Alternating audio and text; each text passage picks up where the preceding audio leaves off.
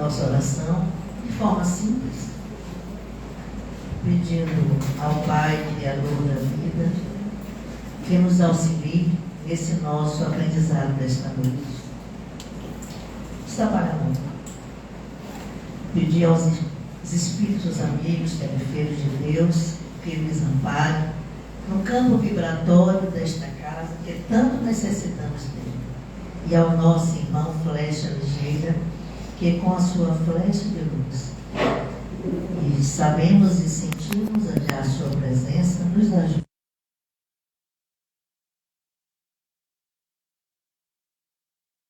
Uma oração que o Mestre disse: Pai nosso que estais nos céus, santificado seja o vosso nome. Venha a nós o vosso reino. Seja feita a vossa vontade, assim na terra como nos céus.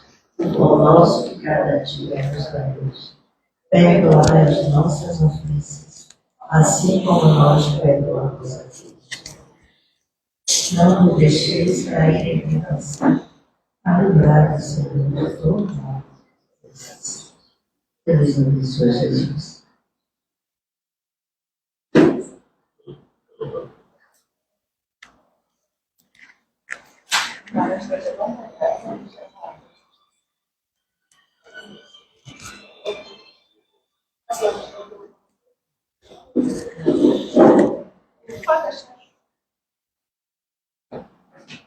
Bem, meus irmãos, nesse momento eu passo a palavra ao Flávio.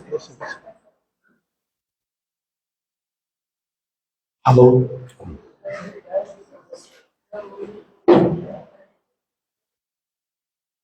Boa noite a todos e a todas, tudo bom?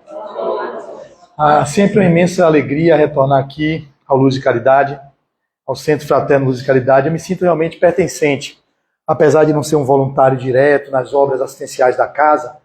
A minha participação é sempre essa, na parte doutrinária, que eu sinto que o vínculo que eu estabeleci de carinho e afeto com a minha amiga Iracema, ele vai ser mantido além dessa existência. Porque hoje, certamente, eu já olho para ela e vejo uma irmã que tem muita afinidade, tem muita sintonia. A gente vive no dia a dia, né, já convivendo nos bastidores do WhatsApp, e eu sinto uma imensa alegria em tê-la como uma amiga de jornada evolutiva e poder ter encontrado essa irmã querida com essa casa, essa egrégora que vocês aqui compõem e que traz realmente uma imensa contribuição para toda a comunidade do Imbuí e de Salvador de um modo geral, né? O irmão aqui também que traz as cartas consoladoras, que tem feito um trabalho belíssimo e continua servindo ao Cristo e assim levando consolo àquelas pessoas, que é o objetivo da doutrina, né? O Espiritismo é uma doutrina consoladora, ela consola os corações. O tema de hoje é de uma mensagem de Marta, do dia 1º de outubro, que Marcel intitulou, né? Porque Marta não coloca título, ele titulou como escravidão digital. Vocês vão entender por que escravidão digital. Mas antes de falar sobre a escravidão digital, eu falei que o ponto que ela tocou da questão de descer, se não assinar a lista e os obsessores pegarem na escada. Aí eu lembrei, quando eu comecei lá no Espiritismo, em 1996, eu comecei na Casa de Oração Bezerra de Menezes, em Brotas, na Daniel Lisboa. Mas em algum momento eu participei de outras casas espíritas. E uma dessas casas, eu não vou citar o nome, foi uma casa que tinha uma mediúnica que era de uma forma não tão ortodoxa. Ou seja, não era aquele modelo convencional. Era simplesmente uma mediúnica onde os espíritos se comunicavam e as pessoas às vezes tinham acesso à comunicação e era uma coisa bem densa. Tá ouvindo aí, gente? No Instagram? Tá beleza? Tá um burburinho aí, tá me tirando meu foco. Resolveram aí as pendências? Todo mundo já resolveu? Pronto. Então, venha para a história. Fique aqui comigo que vai acabar rapidinho, não vai doer nada.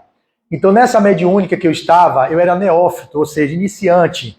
Eu não tinha experiências mediúnicas, estava estudando espiritismo, participava do grupo de estudos da COBEM, mas nessa mediúnica a gente fez o preparo e eu entrei. Num dia, vou me colocando à disposição para ser o doutrinador, um irmão amigo, que era um médium, digamos, Iracema, era médium, era uma sala assim, que ficava todo mundo nas laterais, não tinha nada no meio, e aí, a gente falava assim no jargão popular, o couro comia. As comunicações ocorriam ali, aqui ocorria cá, a de cá, e aquela zoada, eu vou acabar com você, a gente não ouve o que o outro está dizendo, nem ouve o que o outro está dizendo, mas é o doutrinador do lado do médium aqui, eu não me lembro como hoje, meu Deus. E aí, Eu com medo, me tremendo todo, te acho que 1 ano ou 2 anos de espiritismo, e o espírito aqui dando comunicação por um amigo meu médium, vou acabar com ele, vou acabar com ele. Eu digo, vai acabar com ele como, irmão? O que é que você quer se metendo? Olhando para mim, né? Meu Deus, onde é que eu fui me meter, meu Jesus? Porque a gente vai querer falar com o espírito, a gente não vê. Ele tá lá me vendo, porque ele tá desencarnado, eu tô vendo o médium, assim, com os trejeitos, me olhando. O que é que você quer? Não era com você, mas você tá se metendo por quê? Eu digo, não, meu irmão, é porque eu tô aqui para tentar ajudar, deixa o rapaz, aquelas formas que o médio doutrinador faz, né? E meu coração em taquicardia já virado no campo, porque ele virou para cima de mim, né? É assim que eles fazem, né? Pra a gente ficar meio ressabiado. Imagine eu com 1 ano de espiritismo, hoje eu tenho 27 anos, né? Hoje eu sei lidar de uma forma melhor, mas mesmo assim algumas comunicações são bem densas mesmo. Se você não tiver a fé firme, inquebrantável e sustentada no apoio da espiritualidade, você sucumbe mesmo, né? Era isso mesmo, a idade, 82 anos, se atrapalhou toda ali agora, baixa o volume, irmã, em nome de Jesus. Eu adoro a minha véia, adoro essa véia. E ela é espontânea, adoro. E ela vai levando. Ele... Oi, Iracema, é uma índia, uma caboclinha meio, essa cabocla é brincadeira. E aí, o resumo da história. Quando eu pego e começo a doutrinar, ele fala assim, sim, e aí? O que você quer mesmo? Peraí, não vou querer mais falar sobre ele, não. Eu quero falar sobre você. Você mora onde? Eu digo, peraí, meu irmão, pra que você quer saber meu dele? Pra que você quer saber meu? Eu com medo, né? Não é assim. Pra que você quer saber onde eu moro? Não, tá com medo, né? Assim, tá com medo. Não tem problema. Você não vai dizer, não, eu vou ficar na escada. Aí eu lembrei quando ela falou, te esperando, que eu sei que você vai descer. Quando você descer, eu vou lhe olhar, você não vai me ver. E eu vou lhe seguir até sua casa. E agora eu vou perturbar você. Você não tem nada que se meter com quem não deve. Rapaz, eu digo, o meu Deus do céu, meu Jesus. Aí comecei a dizer, não, irmão. Aí veio a inspiração, que é a única saída que a gente tem, né? Quem lê as obras de André Luiz vai perceber como funciona. Você chama a mãe. Eu digo, meu irmão, o que é isso? Sua mãe não ia gostar nada de ver você fazendo isso. Ele, o que é? Não bote minha mãe no meio não, viu? Não bote minha mãe no meio. Aí eu botei a mãe no meio e joguei. Aí eu senti uma energia que me envolvia. E eu comecei a expandir o perispírito, a gente sente assim, né? Quando a gente vai dar comunicação, a gente dilata o campo energético, o espírito se acopla no nosso. E eu já falava com a voz doce. Não era uma voz completamente feminina, mas eu já não estava mais com a parte do masculino, que é o ânimo, tão presente. Eu fiquei muito adocicado, mas não foi adocicado só pelo medo, não. Porque o medo também faz a gente ficar mais frouxo, né? Mas foi porque a entidade se aproximou mesmo do meu campo e falou assim. Aí eu comecei a falar, eu lembro, né? Bem consciente. Meu filho, pra que tanta violência, meu filho? Não faça isso, filho. E aí eu comecei a ficar, se não era um espírito, já era minha alma anímica acessando alguma experiência de mulher para ficar manso ali naquela hora. Fique calmo, meu filho. E ele, minha mãe, olhou para mim assim, falou assim, minha mãe, tire minha mãe do meio, não mexa com minha mãe não. Eu digo, meu filho, venha comigo. Aí eu comecei a falar, vá com ela, meu irmão. Ela tá aqui com a equipe, ela vai lhe ajudar e vai lhe levar para você ficar pelo menos 1 semana. Eu nunca peço para se afastar de vez. Eu sempre peço, dê uma trégua a ele por 1 semana, porque para esses espíritos que estão tão vinculados ainda às energias da Terra, eles não têm essa dimensão de tempo e espaço, como o André Luiz passou 8 anos na região umbralina, né, do tempo da Terra. Para ele foi uma coisa assim que pode ter demorado pouco tempo. Então para eles, assim, quando a gente fala 1 semana, como eles estão muito vinculados à energia da Terra, para ele passa rápido, 1 semana não dá para aguentar. Se eu disser assim, nunca mais fique perseguindo ele, não, nunca mais. Isso até é um recurso que os drogadictos no NA, Narcóticos Anônimos, e no AA, no Alcoólicos Anônimos, eles usam. Só por hoje eu não bebo, só por hoje eu não fumo, só por hoje eu não uso droga. Porque o cérebro não entende, eu nunca mais vou usar droga, eu nunca mais vou beber. Para o cérebro ele não entende o nunca mais, ele pode suportar só por hoje. Eu acordo de manhã e digo assim, só por hoje eu não bebo. Amanhã eu acordo de novo e digo, só por hoje eu não bebo, só por hoje eu não bebo. Aí as pessoas às vezes ficam limpas durante 1 ano, 2 anos, e quando entra numa bebida, às vezes perde toda aquele trajeto de 1 ano que ele estava limpo. Então eu fiz isso. 1 semana, irmão, só 1 semana. E aí você depois, se quiser, aí eu jogo a rebordosa para a espiritualidade. Eles vão conversar, vão tentar falar com ele, vão dissuadir daquela ideia de querer ficar perseguindo. Fique só 1 semana, tá, 1 semana. Aí ele saiu do campo do médium, o médium voltou ao estado vigil e disse o que foi. Eu digo, meu Deus do céu, não quero mais essa mediúnica não. Quem disse que eu voltei lá? Fui só essa vez e depois eu comecei a participar das mediúnicas da Cobem, que eram mais light para mim, era uma forma mais condizente com o campo do que eu penso que funciona melhor para mim, né? Nada contra esses modelos, mas esse modelo para mim não funcionava. Hoje em dia, quem sabe, 27 anos depois, eu estou mais maduro para enfrentar talvez um avalanche de comunicações concomitantes, todo mundo falando, vou acabar com você, talvez eu tenha mais preparo. Então, a mensagem de hoje é escravidão digital. Veja o porquê. Olha como a benfeitora Marta, que não conhece, vai saber depois que é o espírito que dá a comunicação através de Marcel Mariano. Ela traz mensagens diárias e agora está trazendo aos domingos. Às vezes, durante a semana, trouxe agora sobre a guerra, no dia 8 de outubro, ela trouxe uma mensagem no dia 15 de outubro para os professores, enfim. E essa daqui intitulamos Escravidão Digital. Percebam por quê. Nós vamos trabalhar dentro dela, explorando o desenvolvimento de cada estrofe, né? Ou melhor, de cada parágrafo. Ela diz assim: na moderna paisagem do mundo, certamente que a maioria esmagadora das criaturas afirmará saber o significado da palavra escravidão. Né? Todo mundo aqui, de uma forma de hoje ou de outra, já viveu a experiência na história do que é escravidão e que nós não desejaríamos que nenhuma nação do mundo pudesse passar por isso. Mas veja como Marta vai desenvolver o assunto. Ligeira busca aos dicionários virtuais ou compêndios da história esclarecerá que quase nenhuma nação da Terra escapou de ter tido escravos ou ter sido escravizada em sua longa ou curta história. A sujeição imposta e arbitrária de um homem a outro homem tem sido a marca mais frequente de nossa penosa convivência, avançando a passos difíceis para a emancipação e a plena liberdade. Em incontáveis religiões do planeta, a virada da sombria página custou muitas vidas, como na Guerra de Secessão nos Estados Unidos, entre os anos de 1861 e 1865, vitimando o próprio líder nacional. Se eu não me engano, a Guerra de Secessão, se eu não me engano, vocês sabem a história melhor do que eu não sei se foi o período de Abraham Lincoln, foi? Que teve o líder nacional que foi vitimado, será que foi ele? Eu sei que a escravidão, como eu vivi nos Estados Unidos, numa determinada encarnação da minha vida, eu vivi aqui em Cachoeira, eu já disse isso publicamente, fui senhor de engenho, senhor de escravos aqui.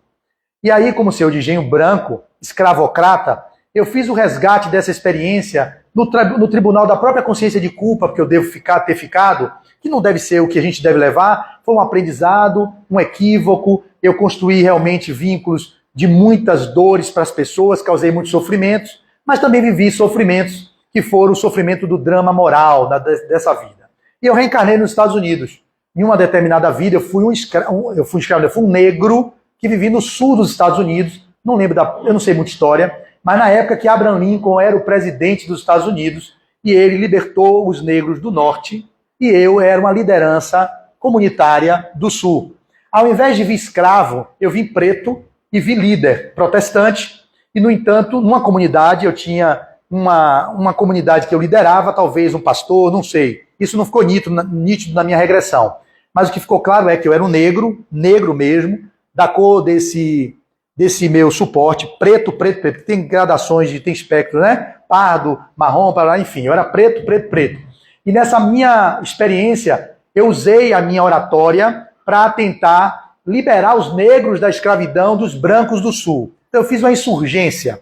Eu mobilizava a minha comunidade para a gente se rebelar contra os brancos. Fui capturado numa primeira oportunidade, eles me torturaram um pouco, eu vivi essa experiência nas memórias passadas, para eu dizer que era o lugar que eu comandava. Era uma coisa assim meio que eu tentava esconder que era a liderança, falava que era só reunião de igreja, reunião de pessoas do evangelho, mas era mentira. Eu usava a própria tribuna para falar do evangelho, mas também para poder cooptar o povo para a gente se rebelar contra os brancos. Numa dessas, numa reunião domingueira, dentro de uma preleção na igreja, eles descobriram meu esconderijo, cercaram toda a igreja com madeiras, eu vi isso nitidamente na minha regressão, e ao mesmo tempo jogaram tochas de fogo e queimou todo mundo, eu e minha comunidade dentro dessa igreja, e eu me senti completamente culpado, porque eu reuni o povo para falar do Cristo, mas ao mesmo tempo usei também para poder levar ao movimento de insurgência política contra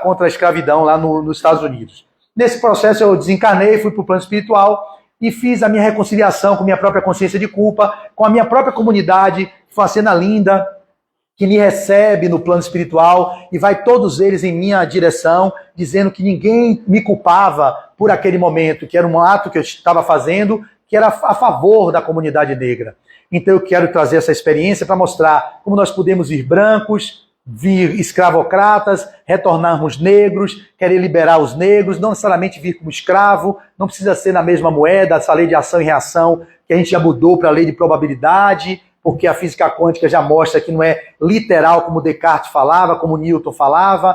Existem possibilidades de ajuste pela lei do amor. Você pode escolher uma reconciliação com os delitos praticados por outros caminhos. Eu escolhi o caminho de liderança. Na liderança, e não necessariamente eu fui escravo de ninguém, mas eu morri, paguei um preço queimado com a minha comunidade, isso gerou um peso para mim. E esse movimento todo é para mostrar que a escravidão deveria ser banida do planeta. E, obviamente, que hoje em dia ainda temos pessoas escravizadas, e aqui Marta vai continuar dizendo.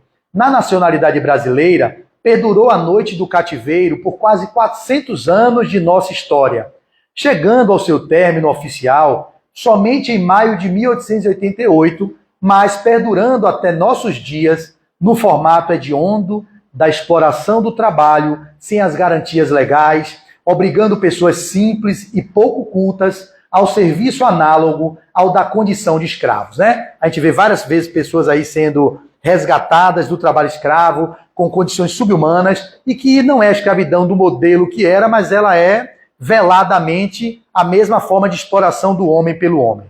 Rompendo essa conceituação básica e tradicional do verbete, poderíamos analisar e localizar sua dilatação no tempo e no espaço, percebendo que, nos dias que correm, temos outros tipos de escravidão, onde, aí vocês todos agora vão se enquadrar, porque eu me vejo também escravizado nisso, e vou problematizar com vocês e dizer como essa adição, né? Adição por telas. A gente sabe que tem drogadictos, né? Por drogas, mas tem adictos por tela, por tecnologia e por redes sociais. E o que ela vai trazer é isso. Que sirva para cada um de vocês, que vistam a carapuça, quem quiser vestir, porque eu já vesti.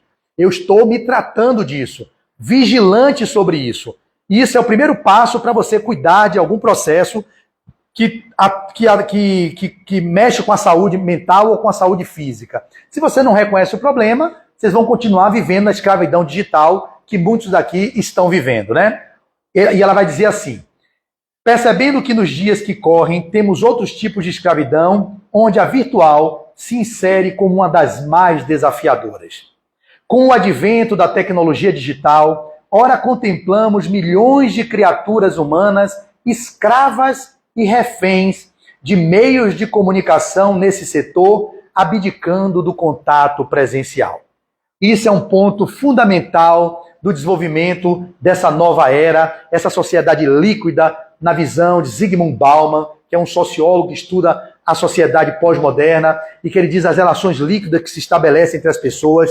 E esse mundo da tecnologia, que a gente não é contra, e ele traz uma contribuição civilizatória importante, haja vista o que nós vivemos na pandemia. Sem tecnologia, praticamente teríamos perdido muito mais pessoas do que perdemos, porque nas nossas restrições domiciliares não teríamos como fazer contato com nossos confrades, não teríamos como manter as reuniões espíritas virtualmente, não teríamos como fazer o que fizemos e que foi um grande aprendizado durante o período pandêmico e que hoje estamos retornando presencial com esse aprendizado que foi mantido em todos aqueles que passaram por isso.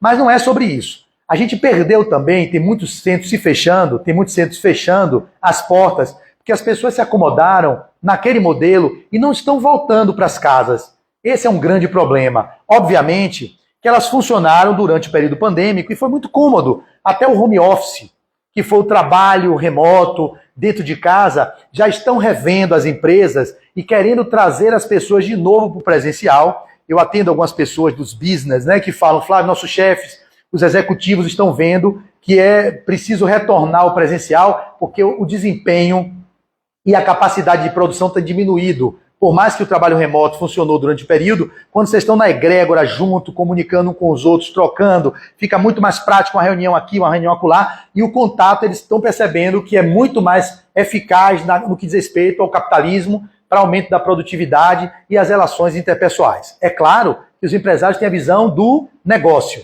nós estamos olhando aqui, enquanto espíritas, na relação que é de estabelecimento de trocas fraternas, do contato físico. Nós somos seres, como sendo mamíferos, predomina muito o cérebro límbico hipotalâmico, que é o lugar onde a gente precisa do colo, do afeto, do toque, como forma de nutrição do corpo. Mesmo que a gente entenda que a gente pode trabalhar via de pensamento, mas nós ainda requeremos o contato físico como um recurso para a estabilização, para a harmonização da nossa própria psique. Eu explico.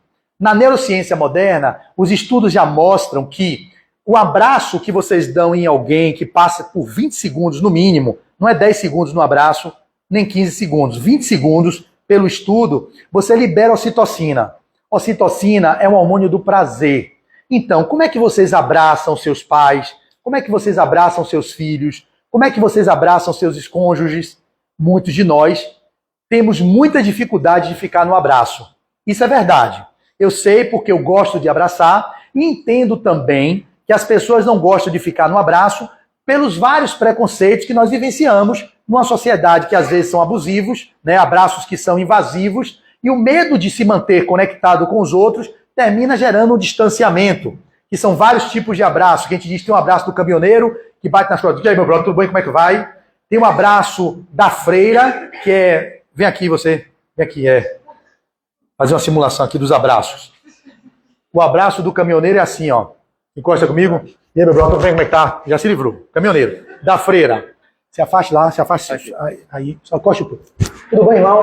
Ou seja, não encosta a região genitália, porque acha que no abraço vai ter algum tipo de cópula, né? Você vê que pessoas abraçam assim. Então tem abraços que são os mais... Tem outros tipos, mas eu não vou perder. Os dois mais sérios. É o que abraça e que não fica. Tem aquele abraço também assim, de lado assim, ó.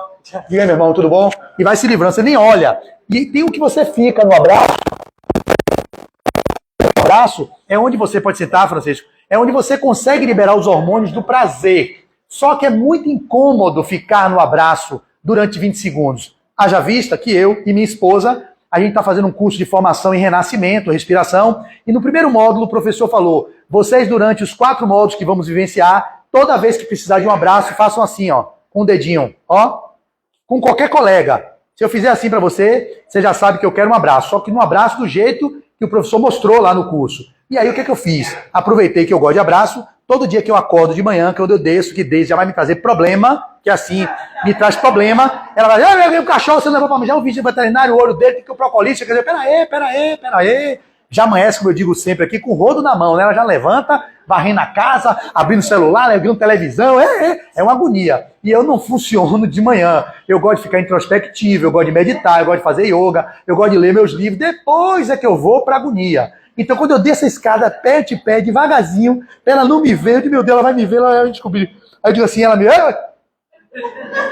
Aí eu faço assim pra ela. Como ela faz o curso comigo, ela já sabe. Ela dá risada, levanta do sofá e eu fico com ela abraçado durante 20 segundos. Ela ri, eu sorrio. É tão agradável se vocês ficarem, mas ficar mesmo. Não é ficar batendo nas costas, já louco pra se livrar, pra ir resolver outra coisa. Não, isso não é bravo. Fique, experimente. Eu sei que é difícil com estranhos. Experimente com o pai, com a mãe, com o irmão, com a irmã, com o filho, com a filha e com o marido e mulher. Façam isso. A senhora, o que quer dizer, a senhora? Abraça desse jeito, mas fica um tempo no abraço, até mais. Beleza, então ela tá cheia de ocitocina. Aí não precisa ficar tomando hormônio, não precisa ficar tomando reposição de nada, porque você se inunda de ocitocina. Então, observe a partir de hoje as relações de abraço e de contato. Se no abraço tem isso, a gente no contato presencial, a gente respira um campo de emanações fluídicas, que é óbvio que de acordo com a egrégora que a gente está inserido, aqui, por exemplo, é uma egrégora que está todo mundo no mesmo propósito, buscando o crescimento e o aprimoramento intelecto-moral. Obviamente, se você está no meio de uma farra de um barzinho, é outra vibração. No meio do carnaval, tem outra vibração. Mas, inequivocamente, ninguém sobrevive sem o contato físico. Tanto que o único animal que não consegue, são os mamíferos, né? O ser humano, nós não conseguimos viver sem ter uma mãe nos contendo, nos botando no peito para mamar. Os outros, os animais tidos irracionais, eles ficam um período de amamentação e já se desenvolvem e vão embora. A gente precisa desse contato. E a gente não precisa perder esse contato. Eu estou falando sobre isso, eu fiz essa digressão, para mostrar a necessidade desse retorno ao contato presencial, para que a gente não se perca nas telinhas dos celulares e dos tablets e dos computadores, esquecendo que a vida ela se dá no encontro com o outro, também no contato físico. E ela continua dizendo, vivem diante de uma tela, solicitam alimentos em aplicativos do gênero, deixaram de ter amigos físicos para elegerem seguidores virtuais. Suas diversões são imaginárias, onde cidades futuristas e combates intergalácticos se fazem incessantes. São as crianças e os jovens com jogos, né? Que não conseguem deixar de ficar ali na tela jogando, e os pais, está tendo até estudos, por incrível que pareça, essa semana eu vi uma notícia mostrando, uma pedagoga mostrando que as crianças, qual é o tempo que deveria ficar de 0 a 2 anos com contato com tela, se eu não me engano, depois de 2 a 6 anos, no máximo 1 hora por dia, aí de 6 a não sei quantos anos deveria ficar no máximo tanto tempo. Então tem estudos mostrando como as crianças que vivenciam essa experiência de contato com a tela, elas ficam meio dissociadas do mundo. É preciso, isso é óbvio, isso é uma coisa que eu estou malhando em ferro frio. Vocês da velha guarda, nossos queridos ali mais antigos, da minha época também, que eu ia pra rua brincar de peão, que eu jogava furapé, que eu brincava de garrafão, que era meio bizarro, o garrafão era com porrada nas costas, a gente jogava ali, lembra do garrafão? Tinha o baleado, que a gente pegava a bola e metia lazor no outro, tinha umas coisas meio primitivas, meio violenta, mas era uma forma que as crianças aprendiam, vocês viram, porque vocês lembram, né? O baleado, e aí ninguém morreu, tá todo mundo vivo aqui, obviamente que teve momentos muito delicados que a gente passou, mas a gente tinha mais contato com o campo, com o chão, com a natureza, com os pés descalços. A gente vivia de patinete de rolimã, descendo a ladeira do meu conjunto onde eu morava, eu tinha skate, enfim. Nós vivíamos em contato mais com os outros e em contato com o mundo lá fora. Obviamente que vão argumentar que a violência aumentou e os meninos ficam hermeticamente fechados nos seus apartamentos, quando muito vai para um playground e fica pouco tempo já sobe, mas a maior parte do tempo, hoje, nós estamos muito viciados, escravizados nas telas de celular e nas telas de computador e nas telas de televisão também, com notícias impregnando o nosso psiquismo, contaminando nossa tela mental, com assuntos que são às vezes pessimistas, que são negativos, que inundam nossa mente de violência, e a gente não entende por quê, começa a desenvolver síndrome do pânico, transtornos de ansiedade generalizada, e os processos psicopatológicos se estabelecendo, fruto também do que nós estamos alimentando, do que nós estamos nutrindo no nosso mundo íntimo. O que vocês estão pensando, o que vocês estão consumindo, está criando a realidade de vocês. E como nós não criamos modelos de prevenção para fazer a imunização daquilo que nos chega, nós nos contaminamos de manhã, meio-dia, de noite, com notícias que às vezes são muito... Já visto o momento da guerra lá no Oriente Médio, que está sendo bombardeado todos os dias e dói muito ver aquilo lá. São todos monoteístas. O islamismo que segue o Alcorão é monoteísta, os judeus que seguem a Torá é monoteísta e os cristãos que seguimos a Bíblia também somos monoteístas. Se somos monoteístas, significa o quê? Que o Deus é único, que é pai de todo mundo e que todo mundo é o quê? Irmão. Como é que tem uma briga entre irmão por uma casta A, uma casta B, porque o povo palestino, o povo judeu, aí começa a confusão, um mata o outro, aí um vai e mata o outro, sequestra o outro, uma confusão, e eu sou a favor de quem ali? De nada, eu sou a favor da paz. A paz que deveria ser o norte, e do jeito que está ali eu não vejo paz, eu vejo raiva, eu vejo ódio, eu vejo revide, eu vejo revanchismo, que está no Evangelho, que é o que justamente a gente faz a vingança. Há quantos séculos esses povos se degladiam? É óbvio que isso tem que parar um dia, só vai parar quando a gente perder esse orgulho de casta, quando a gente começar a se entender como irmãos, que somos todos parte da única raça que é a raça humana, e aí nós vamos conseguir viver o espírito de fraternidade, respeitando o credo do outro, respeitando a orientação sexual do outro, respeitando o nível socioeconômico e vibrando para que todos nós avancemos no progresso da nossa evolução moral. Então, as telas vêm nos tirando desse contato diário com os nossos pares, e ela vai continuar dizendo: vivem diante de uma tela, solicitam alimentos de ali, seus heróis morrem no momento e são ressuscitados no outro. Alguns usam as inúmeras possibilidades virtuais para o furto silencioso de senhas. Ave Maria, como é comum isso, né? Meu irmão agora foi clonado o Instagram dele, ele clicou num link para ir para um lugar, uma praia, o cara pegou esse link, levou ele, era um cara instruído, engenheiro, nível superior, mas imagine quantas pessoas incautas, que às vezes até os idosos que são menos habilidosos com essas coisas de internet, que clica mesmo e sai compartilhando, quantas pessoas estão sendo lesadas aí mostrando o noticiário. Então, meu irmão foi, clonaram o perfil dele, já mandou mensagem para mim pedindo para eu entrar no negócio de uma rifa. Eu digo, Quito, meu irmão, você não faz isso. Ele, não, meu irmão, pode bloquear que meu WhatsApp foi clonado. Ele teve que, WhatsApp não, o Instagram, foi fazer um boletim de ocorrência na delegacia virtual, aí depois retomou o Instagram dele, tendo que mostrar foto do rosto dele para o Instagram, isso foi legal, comparar com as publicações da página dele e devolveram a ele o Instagram dele, para ele não ter que perder e ter que abrir outro. Então veja como nós estamos vivendo. As pessoas perdendo tempo para entrar nos lugares dos outros, para extorquir, para roubar. Então a gente não tem mais controle de onde isso está nos levando. Olha o que Marta vai terminar nos dizendo.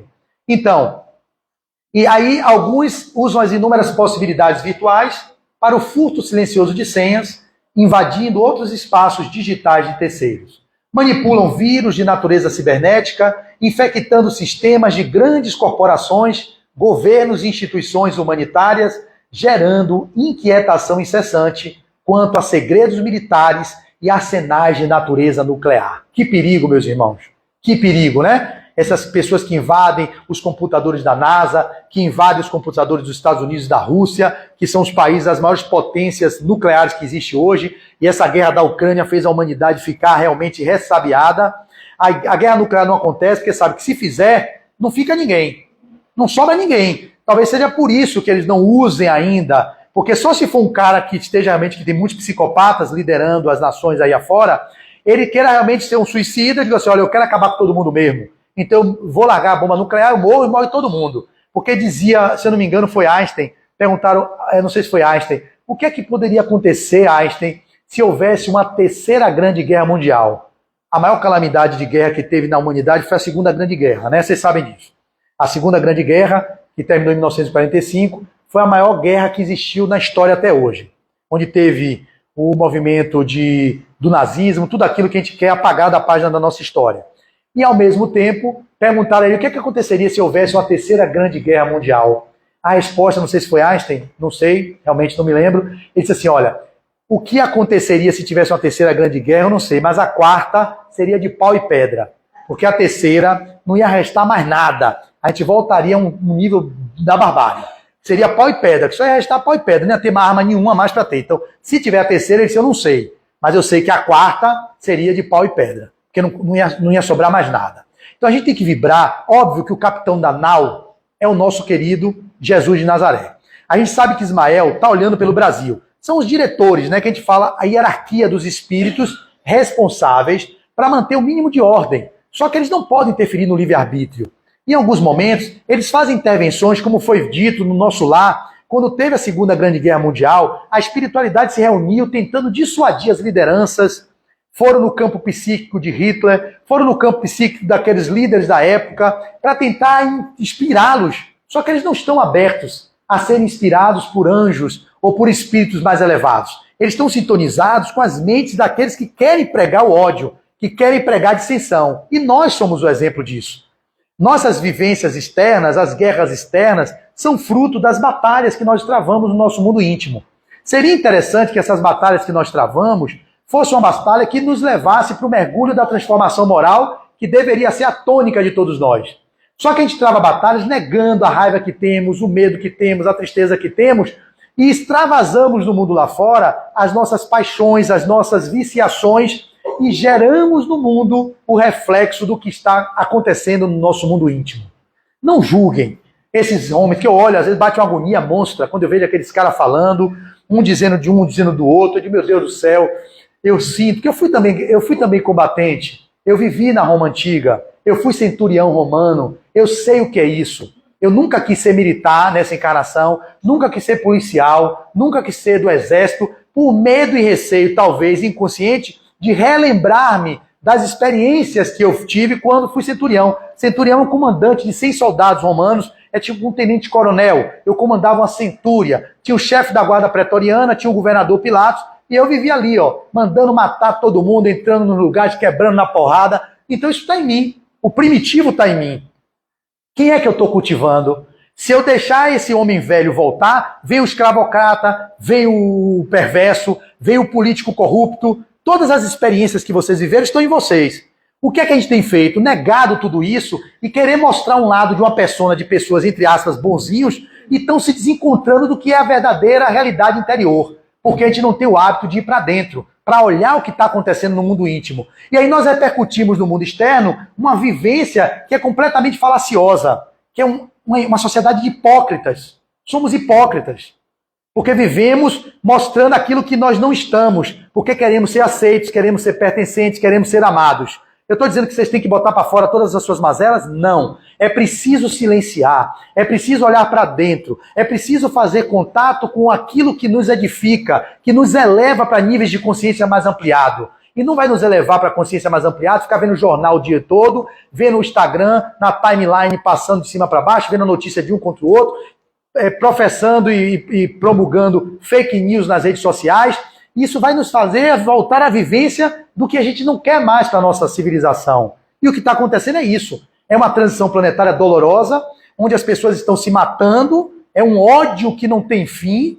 A gente vive isso aqui no Brasil também, indo para um lugar de polarização que não agrega, porque nós não respeitamos o outro, porque nós não temos o espaço de acolher o outro na sua diferença, nós não exercitamos a alteridade. E as redes sociais têm uma função boa, porque conecta muitas pessoas, a tecnologia é uma coisa boa, mas se souber ser utilizada. O que é que está acontecendo hoje? Nós não utilizamos as redes sociais, nós não utilizamos a tecnologia, ela que nos utiliza. Nós somos a mente pensante, nós que deveríamos criar regras de como deveríamos usar. Só como nós temos muitas, olha como a questão é mais profunda, como nós temos muitas carências, como nós temos muitas demandas, nós não temos esse olhar para nos conhecermos, porque ficamos por horas infindas passando por situações como essa.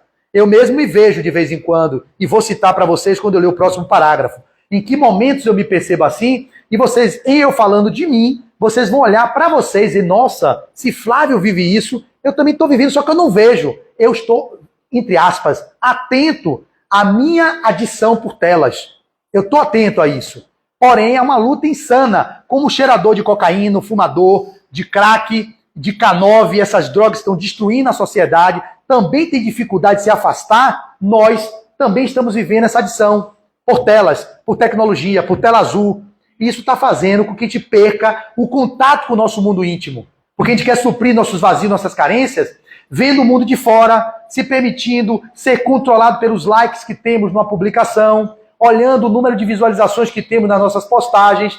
Isso tudo faz com que a sociedade vá adoecendo, porque ela está colocando fora o que deveria ser o controle dela própria, das próprias emoções, gerenciar as próprias emoções. A gente deixa na mão do outro o que não deveria, eles que gerenciam as nossas próprias vidas. Então a luta agora é contra esse grande senhor de engenho, que é o algoritmo. O algoritmo controla tudo. E eu me recuso muitas vezes a me dobrar ao algoritmo. Porque eles ditam as nossas regras, tem que estar postando todo dia, tem que estar fazendo comunicação, usando palavra-chave, é um sofrimento.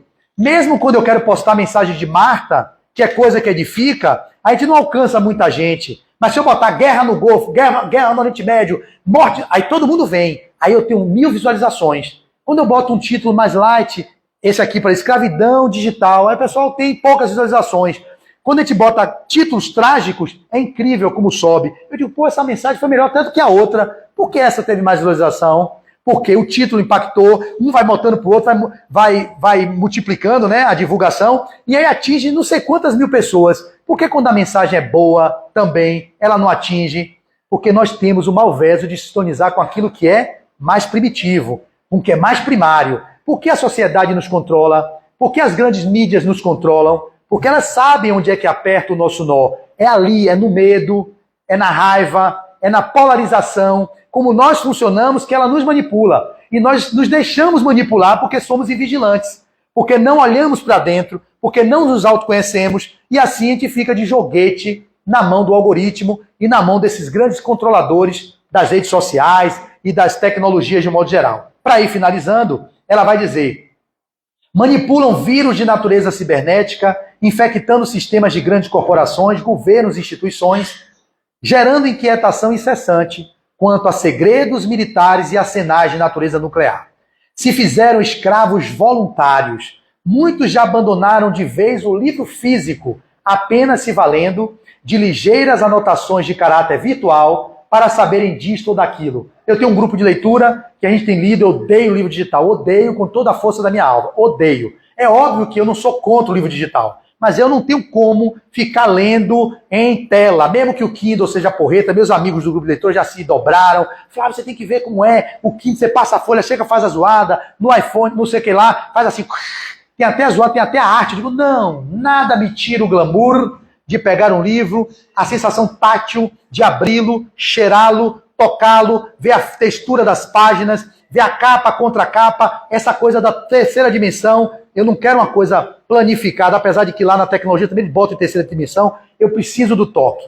Mas a gente tem visto isso, uma movimentação positiva, porque dá acessibilidade a pessoas que não podem comprar livro, porque livro é caro no Brasil, e é verdade isso. Porém, a gente fica muito escravo de tela, porque quando você lê um livro numa tela, a tendência é você se perder. Quando você não tem um Kindle, se você está no celular ou no computador, aí você vai no e-mail, aí você vai no Google, aí você vai não sei das quantas, amplia as possibilidades, mas ao mesmo tempo você perde o foco das vezes do que você está lendo. Diferente de um Kindle, que eu sei que só tem um Kindle, você não tem, né? Pelo menos parece que não tem o WhatsApp lá. Mas nas outras tecnologias você sempre tem uma abertura para ir para não sei o quê, o pessoal cria estratégia para não se perder. Então ela vai trazer exatamente isso. Se fizeram escravos voluntários, muitos abandonaram de vez o livro físico, só se valendo de ligeiras anotações de caráter virtual para saberem disto ou daquilo. E ela termina: toda a memória lançaram no disco rígido dos frágeis equipamentos.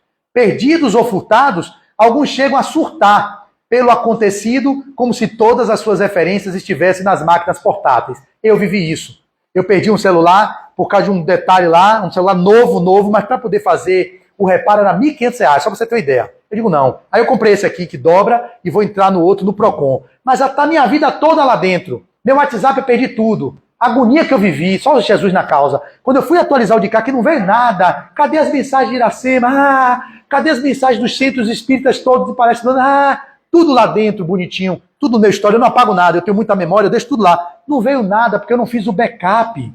Então a gente também vive nesse lugar, às vezes sendo controlado por perdas de dados. Os dados fazem a gente ficar, meu Deus, como é que eu vou viver? Ainda mais a gente que é mais jovem, né? A gente vive, né? Meu Deus, as minhas informações estão todas ali. Então, é uma escravidão que a gente não percebe.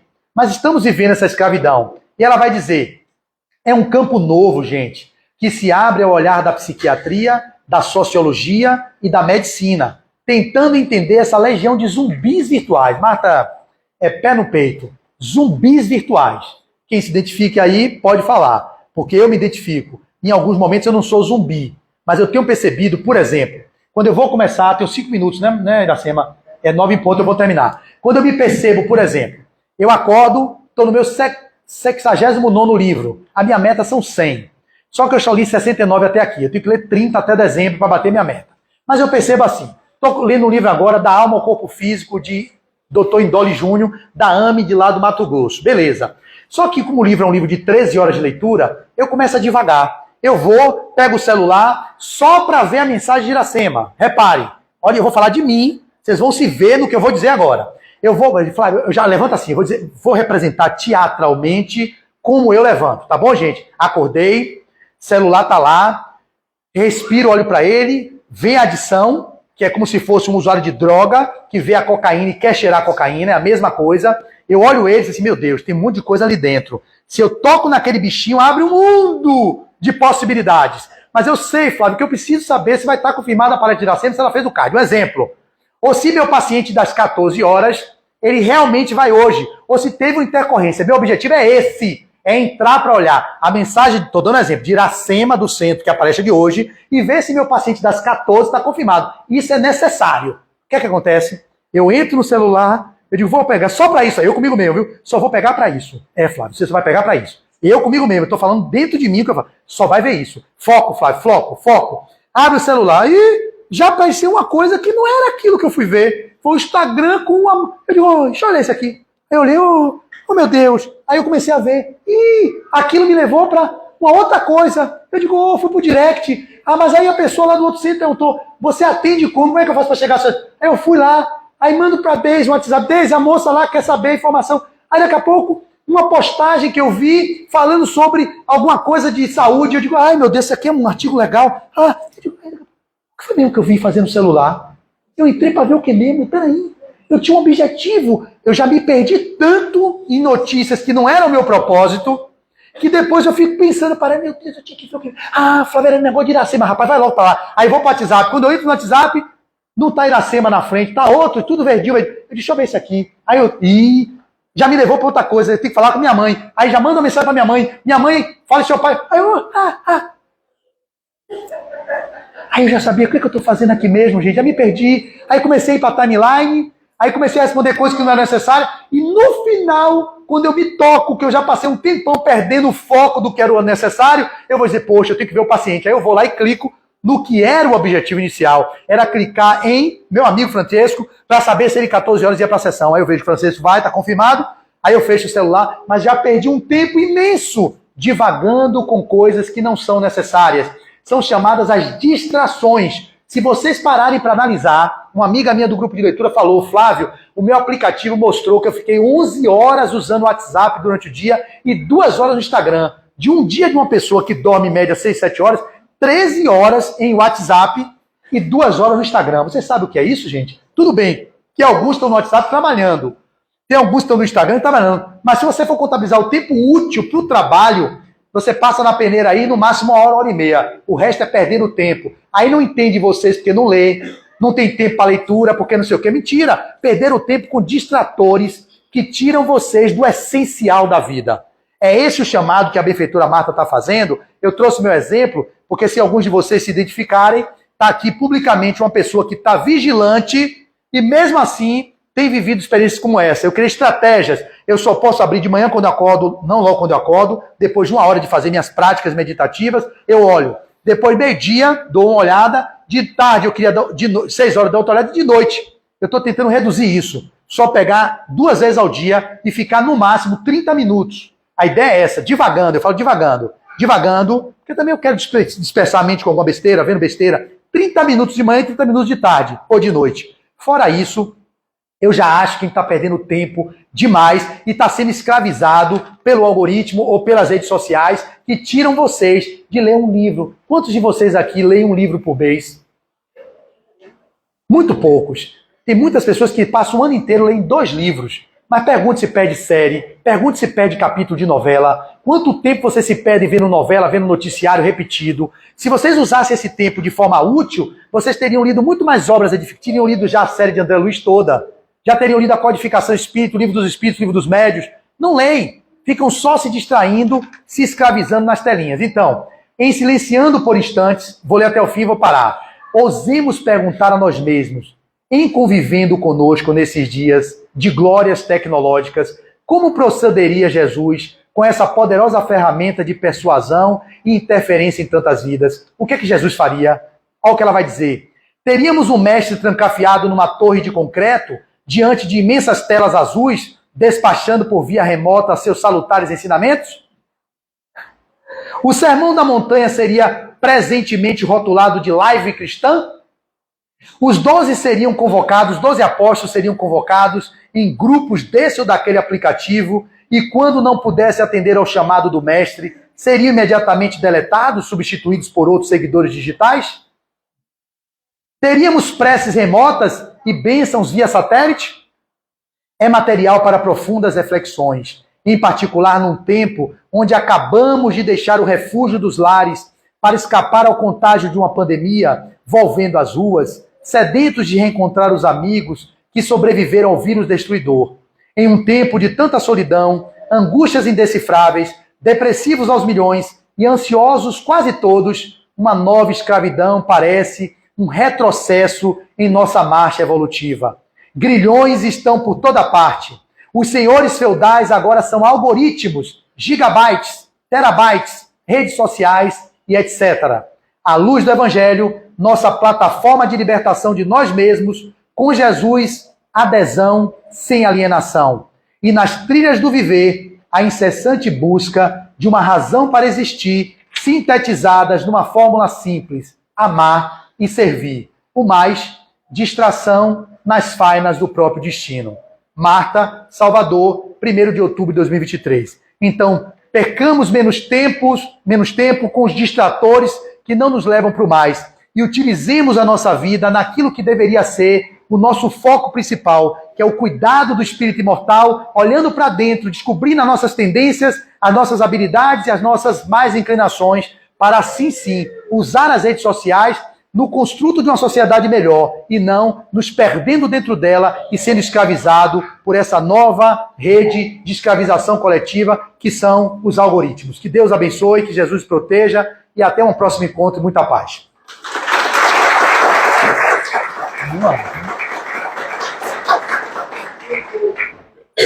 Parabéns, Flávio.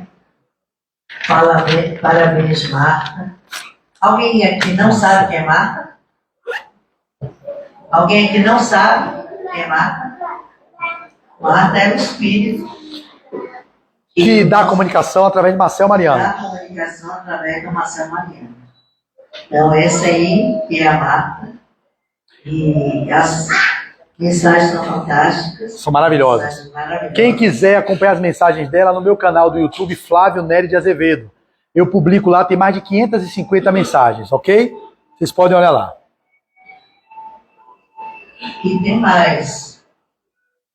O Flávio, ele se colocou para divulgar. Com certeza, antes dele reencarnar, a Marta ele já tinha acertado isso.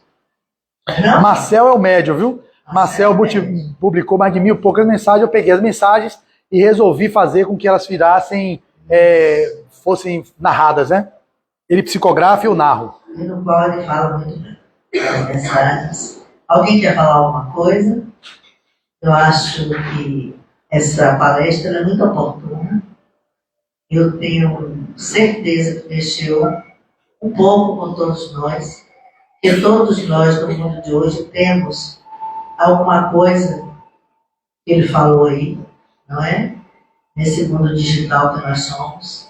E esse alerta aí para que nós possamos realmente nos alertar sobre o que está aí.